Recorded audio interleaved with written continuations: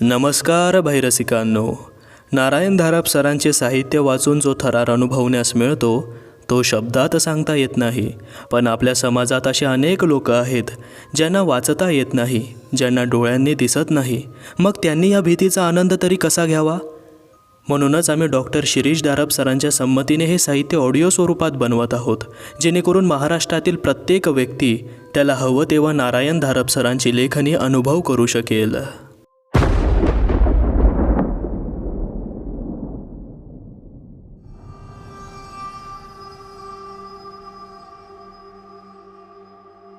गौतम परत आला तेव्हा सदावर्ते त्याची वाट पाहत थांबले होते. त्याच्या मनात जरासं धस्सच झालं. सुनीताला परत काही त्रास झाला की काय, पण सुदैवाने त्याची भीती खोटी ठरली. मी बंगला विकण्याचा विचार करतो आहे. ही बातमी अगदी सगळीकडे पसरली आहे, सदावर्ते म्हणाले. सकाळ संध्याकाळ फोन येत आहेत. एकेकाच्या ऑफर्स पाहिल्या की वाटतं ही नगरी कुबेराचीच झाली की काय. डॉक्टर पैशांचे आकडे तर मोहात टाकतात, पण वाटतं हे बेसावत असणार. त्यांना किंवा त्यांच्या घरातल्यांना काही झालं तर. सदावर्ते, तुम्ही कोणाकडून बंगला विकत घेतलात? एक मेहेंदळे म्हणून होते. त्यांनी तुम्हाला एका शब्दाने तरी कशाची कल्पना दिली का? नाही. मग तुम्हालाच एवढी स्क्रपल्स ठेवण्याचं काय कारण आहे? अहो, मनाला पटत नाही हो. हा तुमचा चांगुलपणा झाला. एक मार्ग आहे, त्यातल्या त्यात जे कोणी विचारी बॅलन्स्ड असे वाटतील त्यांना तुम्ही सत्यस्थिती सांगू शकता. गौतम म्हणाला. पण तीही गोष्ट षटकर्णी व्हायला वेळ लागणार नाही आणि मग ऑफर्सच यायच्या थांबतील. मला नाही तसं वाटत. हे बिल्डर डेव्हलपर्स काय स्वतः नव्या जागेत थोडेच राहायला जातात? ते इमारत उभी करणार आणि त्यातले ब्लॉक, फ्लॅट, अपार्टमेंट इतरांना विकून टाकणार. भविष्यात इतरांना काय त्रास होईल याची ते थोडीच चिंता करीत बसणार आहेत. पण माझ्याकडून मात्र किंमत पाडून मागतील. तेही आहेच. मी तुम्हाला काय सल्ला देणार? तुम्हाला योग्य वाटेल ते, मनाला पटेल तसं करा. आणि सुनीताचं काय? नाही, ती छान आहे. तिला कसलाही त्रास झालेला नाही. ते एक छान झालं. आणि सदावर्ते, त्या घरात एकट्याने जाऊ नका. सामान आणण्यासाठी नाही, प्रॉपर्टी कोणाला दाखवण्यासाठी नाही. सदावर्ते जरा खालच्या आवाजात म्हणाले. डॉक्टर, पण त्या बंगल्यातला प्रकार तरी काय आहे? त्याबद्दल आपण काही तपास करीत आहोत. ही गोष्ट इतरांपासून गुप्त ठेवणंच चांगलं. गौतमने विचार केला. सदावर्ते, तो म्हणाला. एकदा एखाद्या गोष्टीतला धोका कळला की त्या गोष्टीपासून शहाण्याने दूरच राहावं. शक्य झालं तर ती गोष्ट टाळावी. तुम्ही बंगला विकून टाकता आहात, ही फार चांगली गोष्ट करता आहात. आणि नव्याने होणाऱ्या मालकाला या प्रकाराची थोडीशी तरी कल्पना देण्याचा तुमचा विचारही चांगला आहे. सदावर्ते निघाले तसा गौतम त्यांच्याबरोबर दारापर्यंत आला. सदावर्ते, काही प्रॉब्लेम आला तर मदतीसाठी मी केव्हाही तयार आहेच, पण मला नाही वाटत तशी वेळ परत येईल. अच्छा, तर पारखे अँड वैद्य असोसिएट्सतर्फे स्वतः पारखे सदावर्ते यांची भेट घ्यायला आले होते. त्यांचं सुरुवातीचं पत्र सदावर्त्यांना आवडलं होतं आणि आता स्वतः पारखे आले त्यांच्याबद्दलही ग्रह चांगला झाला. तुम्ही भेटीला बोलवलंत म्हणजे आमच्या ऑफरला होकार देण्याचा तुमचा मानस असावा. पारखे आल्या आल्या हसत म्हणाले. त्यांचं वय 50च्या आसपास असावं. राहणी साधी पण टापटिपीची वाटत होती. मोठमोठ्या स्कीम करून त्यांनी लक्षावधी रुपये कमावलेही असतील, पण त्या संपत्तीचा गर्व किंवा रुबाब त्यांच्या वागण्यात वा बोलण्यात अजिबात दिसत नव्हता. शेवटी प्लॉट, बंगला मला कोणाला तरी विकून टाकावा लागणारच आहे, सदावर्ते म्हणाले. आमच्या ऑफरपेक्षा कोणी जास्त देऊ केलं तर त्याचीही बरोबरी करायची आमची तयारी आहे, पारखे म्हणाले. प्रश्न पैशांचा नाही पारखे, सदावर्ते म्हणाले. आतापर्यंत ही गोष्ट मी कोणाशीही बोललो नाही, ती तुमच्याशी प्रथमच बोलतो आहे. आपली मीटिंग यशस्वी होवो वा न होवो, मी सांगितलेलं सर्व अगदी खाजगी राहील असा तुमचा शब्द मला हवा आहे. पण का नाही? अवश्य सांगा काय सांगायचं ते. मी वचन देतो की माझ्याकडून त्या गोष्टीचा कुठेही उच्चार होणार नाही. जमिनींचे, इमारतींचे, बंगल्याचे तुमचे खूप व्यवहार झाले असतील. हो, ते खरं आहे. लोकॅलिटी, आसपासच्या सोयी, मार्केट, कॉलेज, स्टेशन नजीक असणं, डेव्हलपमेंटला सोपी, कॉस्ट रिझनेबल या सगळ्या घटकांव्यतिरिक्त आणखी एखाद्या घटकाचा तुम्ही विचार करता का? याखेरीज आणखी कोणता फॅक्टर असणार? जागेला, वास्तूला शुभ अशुभ असा काही गुण असतो, यावर तुमचा विश्वास आहे का? सदावर्ते, शास्त्रात सांगितल्याप्रमाणे कोणत्याही कामास सुरुवात करण्यापूर्वी आम्ही भूमिपूजन, शांत इत्यादी सर्व विधी यथासांग करतो. प्रश्न तो नाही, तुमचा स्वतःचा या गोष्टीवर विश्वास आहे का की एखाद्या वास्तूत असा बरा वाईट गुणधर्म असू शकतो? सदावर्ते, या संभाषणाचा रोखच मला कळत नाहीये.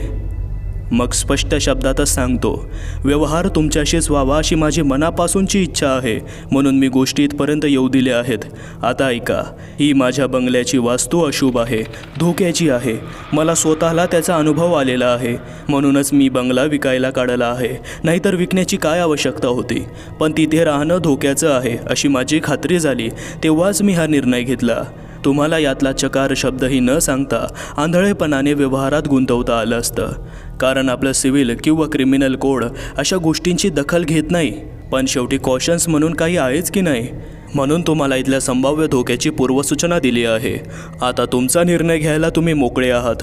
पारखी, कदाचित तुम्ही असाही विचार करीत असाल, इथे कमर्शियल कॉम्प्लेक्स होईल, दुकान ऑफिसेस येतील किंवा वर ब्लॉक बांधलेत तर परके लोक इथे राहणार, पण त्यांनाही धोका असणारच, नाही का? सदावर्ते, पारखे जरासे हसत म्हणाले, तुमच्यासारखा माणूस मला आजवर भेटलेला नाही, जो तो आपापला फायदा पाहत असतो, मग भले का दुसरा खड्ड्यात जाईना. तुमचं सांगणं मला समजलं. आता एक सांगा, तुमची अशी काही अट नाही ना की मी आधी काहीतरी इलाज उपाय केलाच पाहिजे? छे, अटबीट काही नाही. मग आपला हा व्यवहार झाल्यातच जमा आहे. पारखे, तरीही माझी एक विनंती आहे, असल्या गोष्टींवर एखाद्याचा विश्वास असो वा नसो, आपल्या प्राचीन अथर्ववेदापासून ही अतींद्रिय ज्ञानाची म्हणा, शक्तीची म्हणा, शाखा अस्तित्वात आलेली आहे. केवळ आपल्याकडेच नाही, जगातल्या 5-7 हजार वर्षांपूर्वीच्या प्राचीनातल्या प्राचीन संस्कृतीतही या कल्पना, त्यांचे भलेबुरे परिणाम, त्यांच्यापासून संरक्षण इत्यादींचा विचार झालेला आढळतो. मी काही यातला तज्ज्ञ नाही, पण अनुभवाने पोळलेला सावध होतो. गेल्या काही दिवसात मी यावर काही वाचन केलं आहे. मला एवढंच आश्वासन द्या, त्या शाखेतल्या एखाद्या जाणकाराकडून या वास्तूची पाहणी करून घ्या. नाहीतरी हल्ली हे वास्तुशास्त्राचं भानही बिल्डर डेव्हलपर्सला ठेवावं लागतं. त्याचा कदाचित विश्वास नसेल, पण त्यांच्या भावी गिराईकांचा असू शकतो. तेव्हा मग ठीक आहे, तुमचं म्हणणं मला मान्य आहे. मी 2 गोष्टी कबूल करतो. तुम्ही सांगितलेल्या हकीकतीचा एक शब्दही त्रयस्थापर्यंत जाणार नाही आणि बंगल्याच्या वास्तूची पाहणी करून घेईन. आता झालं? माझ्या मनावरचा भार तुम्ही खूप हलका केलात पारखे, आणि तुमच्या रूपाने मला एक सच्चा निस्वार्थी मित्र मिळाला आहे. सदावर्ते, जगरहाटीच्या प्रवाहाविरुद्ध जाणारा असा एखादा अगदी क्वचितच भेटतो. बरं आहे, निघू आता?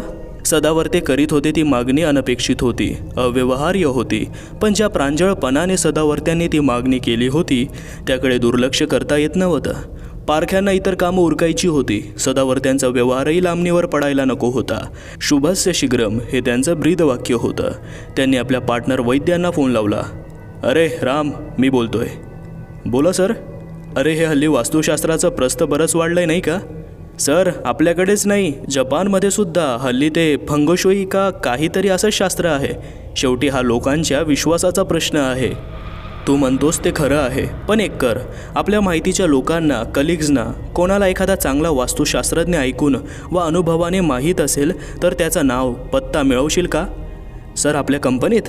अरे, कस्टमरची आवड निवड आपल्याला सांभाळायला हवी, नको का? आपल्या फाईलमध्ये त्यांचा नाव, पत्ता हवा, तसं तिथे बसल्या बसल्या फोनवरूनही तुझं काम होऊ शकेल, नाही का? सर, इतकं अर्जंट आहे? एक प्रॉस्पेक्टिव्ह क्लायंट माझ्या डोळ्यांसमोर आहे.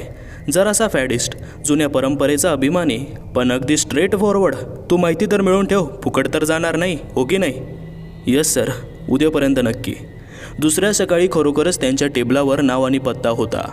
त्याने लागोलाग त्या नंबरला फोन लावला. हॅलो, मेहता बोलतोय. मिस्टर मेहता, मी Parkhe and Vaidya associates. Yes, I know. बोला पारखे साहेब, what can I do for you? तुमची भेट घ्यायची आहे. केव्हा वेळ आहे तुम्हाला? ओ, माझे काही ऑफिस अवर्स नसतात, मी घरीच असतो, मोकळा असतो. आताही मोकळाच आहे. 15-1 मिनिटात तुमच्याकडे येतो. ठीक आहे? या, वेलकम. मेहतांचा पत्ता म्हणजे एक लहानसा पण सुंदर बंगला होता. पारख्यांनी ठरवलं होतं, कोणतंही जजमेंट करायचं नाही, मनात शंका आणायच्या नाहीत. मेहता बहुधा एखाद्या खिडकीतून बाहेर पाहतच असावेत, कारण पारखे मोठ्या दारापाशी पोहोचताच आतून स्वतः मेहतांनीच दार उघडलं. पारखे, या. त्यांच्या मागोमाग पारखे आतल्या बैठकीच्या खोलीत गेले. खोली उत्तम सजवलेली होती, प्रशस्त होती, हवेशीर होती. कोणती तरी अत्यंत आल्हाददायक सुवासाची अगरबत्ती लावली होती. एका सोफ्याकडे बोट करीत मेहता म्हणाले, बसा पारखे साहेब. बसता बसता पारखे म्हणाले, मला माहीत आहे, तुमचं नाव अनेकदा ऐकलं आहे. शेवटी मीही तुमच्याच फील्डमध्ये आहे, हो की नाही? तुमच्या फर्मबद्दल सर्वांना फार मोठा रिस्पेक्ट आहे. तुमच्या तोंडावर म्हणून हे बोलत नाही, ती फॅक्ट आहे. थँक्यू. माझं तुमच्याकडे लहानसं काम आहे. अगदी अवश्य करेन, पण आधी चहा कॉफी? कॉफी चालेल. 1 मिनिट बसा हां, मी येतोच. मिनिटभरातच मेहता बाहेर आले. पारख्यांच्या समोर बसले. मेहता, एक प्रॉपर्टीचा डील व्हायचा आहे, पण सध्याचे मालक आहेत ते मोठे कॉन्शियस गृहस्थ आहेत. त्यांना खरं तर व्यवहार अजिबात कळत नाही असं मी म्हणेन. स्वतःची प्रॉपर्टी स्वतःच विकायला निघालेत आणि विकत घेण्यासाठी आलेल्यांना सांगतात इथे काहीतरी रॉंग आहे, प्रॉपर्टी पछाडलेली आहे, हॉन्टेड आहे. आता अशा माणसाला काय सांगायचं? पण तरीही त्यांच्या भावनांची कदर करायलाच हवी. माणूस काचेसारखा पारदर्शक आहे आणि त्याचा स्वतःचा त्या गोष्टीवर 100% विश्वास आहे. म्हणून तुमच्याकडे आलो आहे. यस, सांगा ना. मेहता, या तुमच्या वास्तुशास्त्राबद्दल मला काहीही माहिती नाही. आमचं तंत्र म्हणजे nut and bolt, brick and mortar या वर्गात मोडणारं.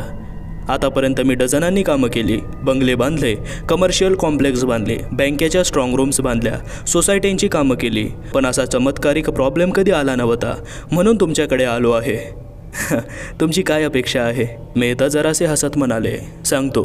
साईटसाठी आम्ही जागेची पाहणी करतो तेव्हा डेव्हलपमेंटचा खर्च, फाउंडेशनचा खर्च इत्यादी घटक लक्षात घेतो. हे कोणालाही पाहता येतात, त्यांचा हिशोब कोणालाही करता येतो. पण वास्तूमध्ये या व्यतिरिक्त एखादा ॲबस्ट्रॅक्ट घटक असू शकतो का? तुमचं शास्त्र या बाबतीत काय सांगतं? नशीब आहे तुम्ही शास्त्र हा शब्द तरी वापरता. आजकाल त्याला थोतांड असंच म्हणायला लागलेत. त्याला अंधश्रद्धेच्या खाईत लोटायला तयार झालेत. पण श्रद्धा आणि अंधश्रद्धा यांच्यातला फरक जाणून घ्यायला हवा. श्रद्धा माणसाचा आंतरिक विश्वास आहे. श्रद्धा ही शक्तीच्या नाण्याचीच दुसरी बाजू आहे. जिथे श्रद्धा आहे तिथे शक्ती आहे. कोणत्याही तत्वावर विश्वास ठेवायचा माणसाला पूर्ण अधिकार आहे की नाही? केवळ त्याच्या मागे सिद्ध प्रयोगाचं पाठबळ नाही म्हणून त्याला कंडम ठरवायचं? प्रत्येक विश्वासामागे शास्त्रीय तत्व हवं असा आग्रह धरला तर मग ज्योतिषशास्त्र, हस्तसामुद्रिक चुंबकीय चिकित्सा, ॲरोमाथेरपी, फ्लॉवर पॉवर, बायोफीडबॅक, रेकी, आमचं वास्तुशास्त्र सगळ्यांनाच मोडीत काढावं लागेल. माणसाच्या शारीरिक, मानसिक, सामाजिक, आर्थिक, कौटुंबिक गरजा असतात, तशाच भावनिक गरजाही असतात. माणूस देवावर, एखाद्या महान आदितत्वावर विश्वास ठेवतो. हे काही चूक आहे का? मेहताने एकदम स्वतःला आवरलं. जरासा हसत ते म्हणाले. बघा, झाली माझी भाषणबाजी सुरू. तुमच्या प्रश्नाचं उत्तर द्यायचं म्हणजे असं आहे. घर वा निवास बांधताना निवडलेल्या भूमीत कोणते घटक असावेत आणि कोणते नसावेत हे वास्तुशास्त्र सांगतं. आंतररचना कशी असावी, गृहद्वार कोणत्या दिशेने असावं, शयनस्थान कसं असावं याचेही काही अनुमान सांगते. मेहता, पारखे म्हणाले. मी आधीच सांगितलं मला या शास्त्रात अजिबात गती नाही. तुम्ही वेळ काढून ती जागा पाहाल का? तुमचं मत सांगाल का? का नाही? बंगला रिकामा आहे ना? हो. मग किल्ल्या मागून घ्या, आपण एक भेट देऊ. राईट. फोन करून वेळ ठरवू, चालेल? का नाही? अच्छा, तर मी आपला निरोप घेतो. बंगल्याच्या किल्ल्या द्यायला सदावर्तेंनी खूप आडेवाडे घेतले होते. सदावर्ते, शेवटी पारखे जरा वैतागून म्हणाले. तुम्हीच मला सूचना केली ना की जागेची या नव्या दृष्टिकोनातून पाहणी करा म्हणून. मग प्रत्यक्ष प्रवेश केल्याखेरीज काही अंदाज तरी कसा बांधता येईल? अर्थात या प्रश्नाने सदावर्ते निरुत्तरच झाले आणि त्यांनी किल्ल्यांचा जोडगा पारख्यांच्या हाती दिला. पारखे, सदावर्ते गंभीर आवाजात म्हणाले. माझ्या शब्दांवर कदाचित तुमचा विश्वास बसणार नाही, पण त्या घरात सांभाळून राहा. दारं उघडी ठेवाल, ती अशी ठेवा की तुमच्या मागे बंद होणार नाहीत. खिट्या लावा, गजांना दोऱ्या बांधा, खाली अडसर लावा. एक क्षणही गाफील राहू नका. सदावर्ते अगदी मनापासून बोलत होते, यात कोणतीही शंका नव्हती. मी तुमचा प्रत्येक शब्द लक्षात ठेवेन सदावर्ते. त्यांचा निरोप घेता घेता पारखे म्हणाले. सकाळी 9 वाजता पारख्यांची गाडी बंगल्यासमोर येऊन थांबली. तीच तेवढी जुन्या बांधणीची बैठी इमारत होती. बाकी समोर दोन्ही बाजूंना 5-5, 6-6 मजली इमारती उभ्या राहिल्या होत्या. 2 जण उतरून फाटकापाशी आले. बंगल्याला 3 फुटांचं जोतं होतं. समोरच मुख्य दार होतं. दाराकडे अंगणातून 3 पायऱ्या जात होत्या. पायऱ्यांच्या दोन्ही बाजूंना सणाला केलेल्या वळून जाणाऱ्या भिंती होत्या. खाली दोन्ही बाजूंना मोठमोठ्या कुंड्या होत्या, पण आता त्या रिकाम्या होत्या. सर्वत्र शांतता होती. पारख्यांच्या ध्यानात आलं, आपल्या नकळत आपल्या मनात या वास्तूविषयी एक पूर्वग्रह निर्माण झाला आहे. इतर ठिकाणी त्यांना ही सकाळ प्रसन्न वाटली असती, पण आता डोळ्यांवर शंकेची, संभ्रमाची एक जराशी धुसर काच आली होती.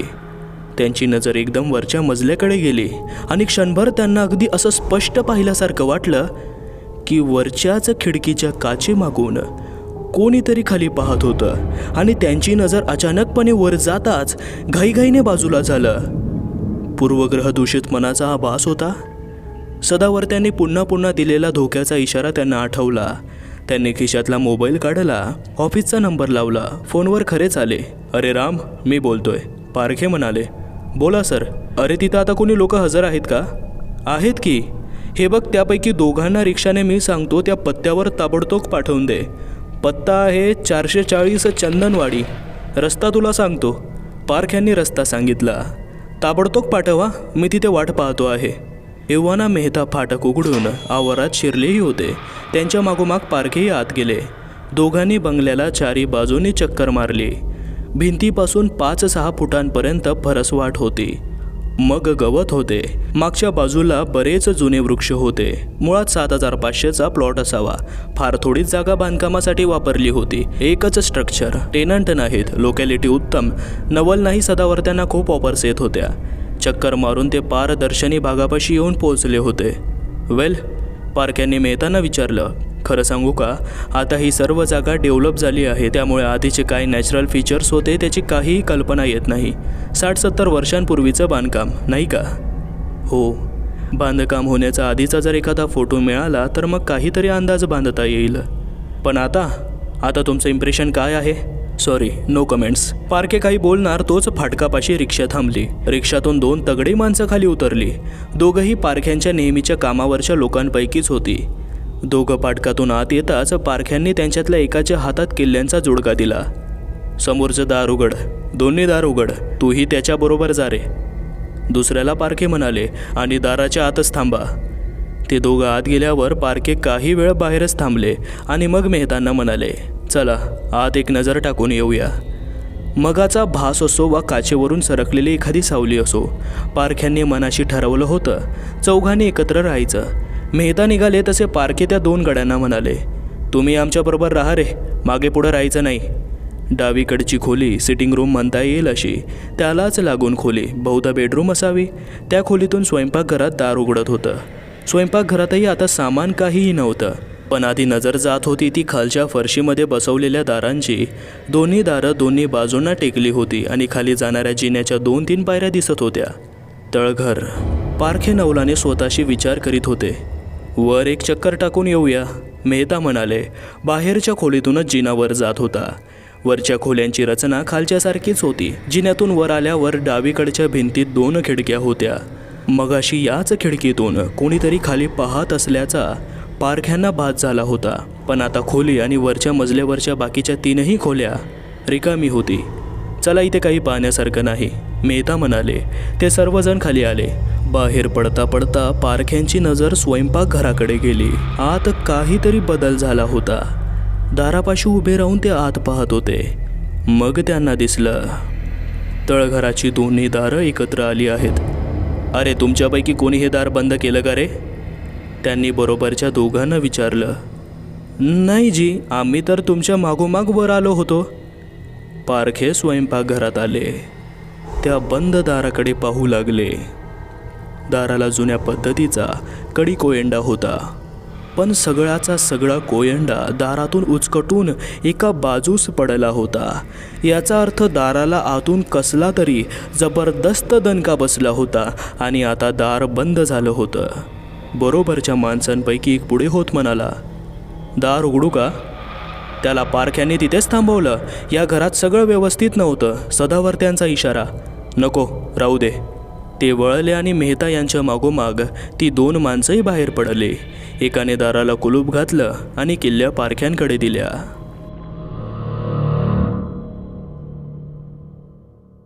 आता ऐकूया चॅनलचे सदस्य काय म्हणतात. अलका विशाल साळुंखे म्हणतात, सर अगदी सुरुवातीपासून म्हणजे लुचाई कथा मालिकेपासून मी सर्व कथा ऐकल्या आहेत. सर्वच कथा उत्कृष्ट आहेत आणि अघोर मैफिल चॅनल आणखी खूप पुढे जाईल यात शंका नाही. आम्ही अघोर मैफिल कुटुंबाचा भाग आहोत. All the best sir. धन्यवाद मॅम. तुम्ही सर्व सोबत असणार तर नक्कीच आपण मिळून आपले चॅनल एका मोठ्या उंचीवर नेऊ. प्रसाद पोतदार म्हणतात, वा, उत्सुकता आता दिवसेंदिवस वाढत जात आहे. कधी एकदा संध्याकाळ होते आणि स्टोरी ऐकतो असे होते. धन्यवाद सर. नारायण दाराप सरांची लिहिण्याची शैलीच अशी आहे की दिवसेंदिवस कथा आणखी भीतीदायक होत जाते. वंदना मॅम म्हणतात, आजचा भाग आणि तुमचं सादरीकरण खूपच छान होतं. नानांनी सांगितलेल्या माहितीनुसार तळघराचं रहस्य उलगडायला सुरुवात झाली आहे. सर, तुमच्या आवाजात अंबादासचे कारनामे, त्याची पडळ याचं वर्णन ऐकताना मनात भीतीची लहर उठत होती. आजच्या भागासाठी मनापासून आभार. उद्याच्या भागात काय होणार याची उत्सुकता वाढली आहे. धन्यवाद वंदना मॅम. तुम्हाला कथा आवडली यातच आमच्या कामाचे सार्थक झाले अशी भावना मनात येते. प्रियाली मॅम म्हणतात, सर मी ही कथा डाउनलोड करूनच ऐकायची, पण तुम्ही सांगितले म्हणून यूट्यूबवर पाहते आहे कथा. सर, तुमच्या कथा संपल्यावर जो मंत्र आहे ना तो फार आवडतो मला. धन्यवाद प्रियाली मॅम. तुम्ही कथा आता यूट्यूबवरच बघत आहात, त्यामुळे व्ह्यूज मिळणे आणि ॲव्हरेज वॉचिंग टाईमसुद्धा वाढला. आणि हो, ते भूतांची गोष्ट ऐकल्यावर महादेवाच्या मंत्राने आपण शेवट करतो. घाबरू नका, तुम्ही सर्व सुरक्षित आहात. रुपाली पवार म्हणतात, सादरीकरण उत्तम, पण जास्त भाग असल्यामुळे सलग ऐकायची इच्छा असल्याने डाउनलोड करून ठेवत होते. सलग बघण्यासाठी प्लीज भाग थांबवू नका. कथा आपण पूर्ण करणार आहोत मॅम. आतापर्यंत कोणतीही कथा आपण अर्धवट सोडली नाही. आणि धन्यवाद, तुम्ही व्हिडिओ यूट्यूबवर बघत आहात. अन्विता जोशी म्हणतात, अघोर मैफिल खूपच छान आहे कथा. असं वाटत आहे की मी सर्व कथा स्वतः अनुभवत आहे. मी कथेसोबत तुमच्या आवाजाची पण फॅन झाले आहे. धन्यवाद अन्विता मॅम. तुमच्या या गोड कमेंट्समुळेच तर दिवसेंदिवस आमचा आत्मविश्वास वाढतो आहे. स्नेहा गोखले म्हणतात, मी हे बुक वाचले आहे, पण तुमच्या आवाजात जास्त छान वाटते आहे. All the best sir, well done. धन्यवाद स्नेहल मॅम. मीना खडसे म्हणतात, खूपच सुंदर भाग होता आजचा. आमच्या वॉर्डमध्ये देवीचा महाप्रसाद होता. लाऊडस्पीकरचा आवाज होता, तरी पण स्टोरी ऐकली. खूप सुंदर. मला स्टोरी तर आवडलीच, पण तुमचं सादरीकरण मला खूप जास्त अट्रॅक्ट करतं. कथा सादर करताना कॅरेक्टरच्या हिशोबाने तुमचं साऊंड चेंज होतो, हे मला फार आवडतं. खूपच भारी आहे सादरीकरण. तसं तर स्तुती करायला शब्द नाहीत मला. वाट पाहते आहे उद्याच्या एपिसोडची. एकदा ऐकून मन भरत नाही, म्हणून सकाळी उठल्याबरोबर परत ऐकते, तेव्हा समाधान होतं. असंच मनोरंजन चालू ठेवा ही विनंती. धन्यवाद मीना मॅम. तुम्ही एवढ्या सुंदर पद्धतीने समीक्षा करतात ना की ते वाचून मन आनंदित होते. आणि हो, तुम्ही बघणार तर आम्ही का थांबू. अगदी रोज न चुकता व्हिडिओ आपल्या ठरलेल्या वेळी येईलच. सारंग एरंडे म्हणतात, एखाद्या चॅनलशी आपण वैयक्तिकरित्या जोडले गेलो असतो. त्या चॅनलची प्रगती आपल्या डोळ्यांसमोर होताना बघत असताना मनापासून आनंद होतो. अघोर मैफिल हे चॅनल माझ्यासाठी तितकेच जवळचे आहे. धन्यवाद सारंग सर. मला आठवते आपल्या चॅनलवर अगदी सुरुवातीच्या निगेटिव्ह कमेंट्समध्ये धीर देणाऱ्या अगदी काहीच कमेंट्स असायच्या. त्यात तुम्ही होते. तुम्ही नेहमीच आम्हाला प्रोत्साहित केले आहे आणि हे आम्ही कधीच विसरणार नाहीत सर. मी शब्दात धन्यवाद बोलू शकत नाही, कारण हे बोलताना पण डोळ्यात अश्रू येतात. खरेच खूप खूप धन्यवाद. प्रमिला शिरसाट म्हणतात, सर तुम्ही काल सांगितले तसे डाउनलोड करून कथा ऐकली नाही, पण जर वेळ नाही भेटला तर डाउनलोड करूनच पाहू. मॅम, आपले व्हिडिओ यूट्यूबवर कायम अवेलेबल आहेत. तुम्हाला वेळ मिळाला की यूट्यूबवरच बघा. तेवढीच आम्हाला तुमच्याकडून मदत होईल. अरुणा निळेगावकर म्हणतात, कथा खूपच इंटरेस्टिंग होते आहे. काही कारणास्तव 2 दिवस ऐकायला उशीर झाला आहे. आताच कथा ऐकली. आजचे सादरीकरणही नेहमीप्रमाणे दर्जेदार आहे. सर, आपले नाव कळेल का. धन्यवाद अरुणा मॅम. नेहमी विचारला जाणारा हा प्रश्न आहे. नक्कीच मी सर्व काही सांगेल, पण थोडे सदस्य वाढू द्या. ठीक आहे मित्रांनो, काळजी घ्या. उद्या दसरा, म्हणून तुम्हा सगळ्यांना सगळ्यात आधी आपल्या अघोर मैफिल स्टोरीटेलर चॅनलकडून शुभेच्छा. भेटूया उद्या ठीक 8:50 तोवर काळजी घ्या. अघोरी